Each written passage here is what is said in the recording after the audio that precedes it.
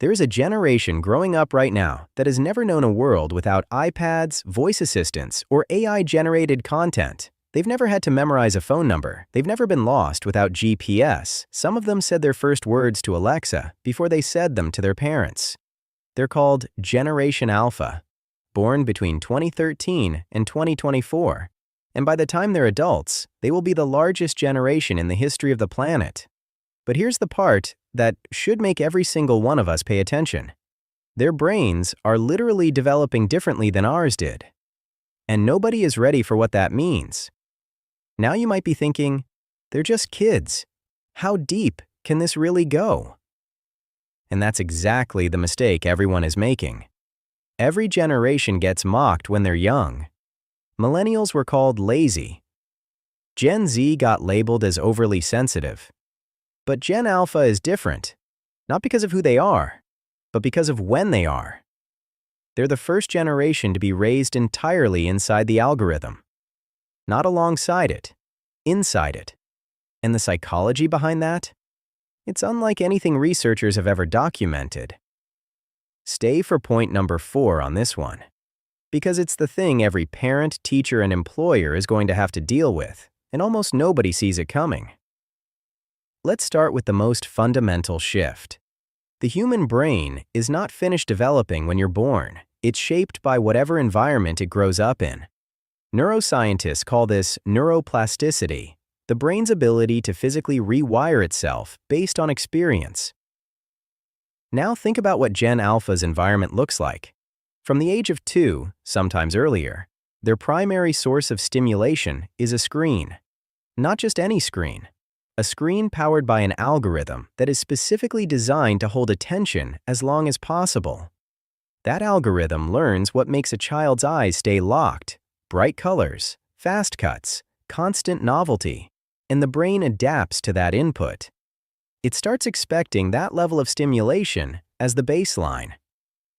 Research from the National Institutes of Health found that children who spent more than 2 hours a day on screens showed measurable differences in brain structure, particularly in the prefrontal cortex, the area responsible for impulse control, focus, and decision-making. This doesn't mean these kids are broken.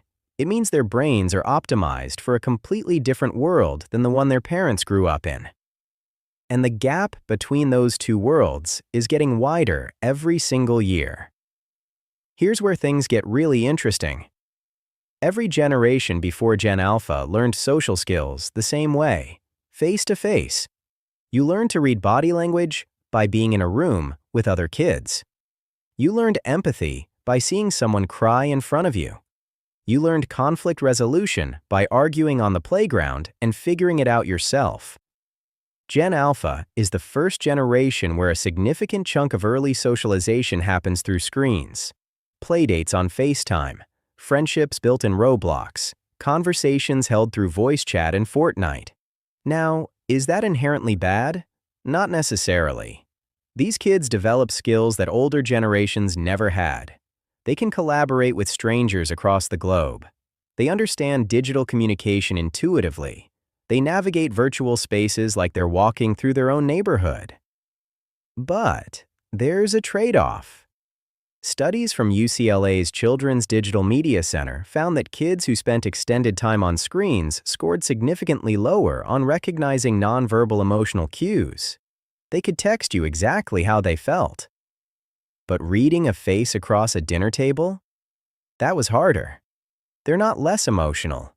They're differently emotional. And that difference is going to reshape how relationships, workplaces, and even conflict work for the next 50 years. When you were a kid, your identity was mostly shaped by your immediate environment, your family, your school, your neighborhood, maybe a few TV shows. Your world was small, and your identity formed slowly. Within that small world, Gen Alpha doesn't have a small world.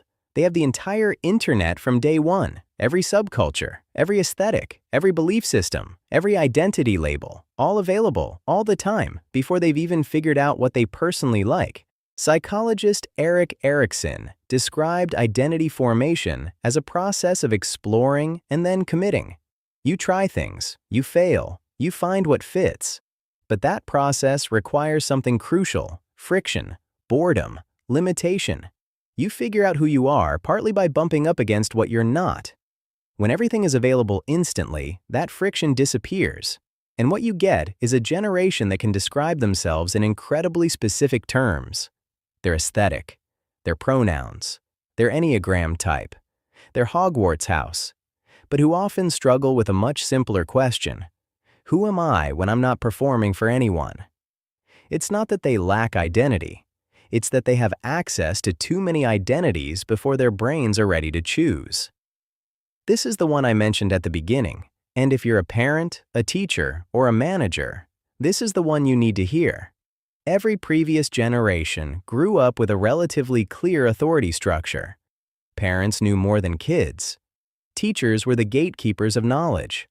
Bosses had information you didn't. That hierarchy wasn't just about power, it was about access. Adults had access to information and experience that children simply didn't. Gen Alpha has shattered that model completely. A 10-year-old today can fact-check a teacher in real time. They can learn a skill from YouTube that their parents never heard of. They can access the same information as any adult on the planet, and often they're faster at finding it.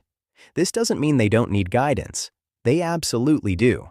But the old model of respect authority because authority knows best doesn't compute for a generation that has seen authority be wrong publicly thousands of times before their 12th birthday.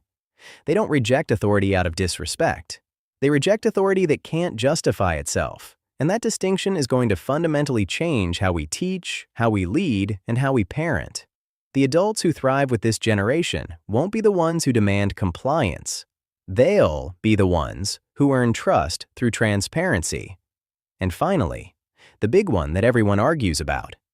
Is Gen Alpha going to be the most fragile generation ever? Or is that just what every older generation says about every younger one? Here's the honest answer. It's both. On one hand, there are genuine concerns.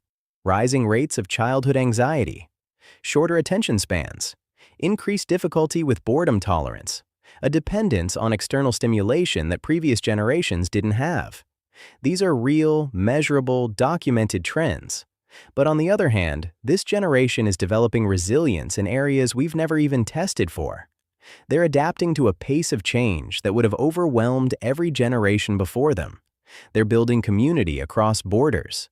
They're processing more information by age 10 than most adults in the 1990s encountered in a year. The mistake is measuring their resilience by old standards. That's like judging a fish by its ability to climb a tree. They're not built for the world we grew up in.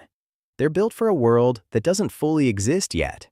And that's either terrifying or hopeful, depending on how much you trust the process. So here's the bottom line. Gen Alpha is not a broken version of us. They're an adapted version of what comes next. Their brains are wired differently. Their social instincts are calibrated for a different world. Their relationship to authority, identity, and meaning is nothing like what came before. And the biggest danger isn't that they're changing. It's that we keep judging them by rules that no longer apply. Whether you're raising one of these kids, teaching them, or simply watching from the sidelines, the most important thing you can do is stop comparing and start understanding. Which point from this video surprised you the most? Tell me in the comments. And if you want to understand the psychology behind how generations actually work, subscribe. We go deep on human behavior every single week. See you in the next one.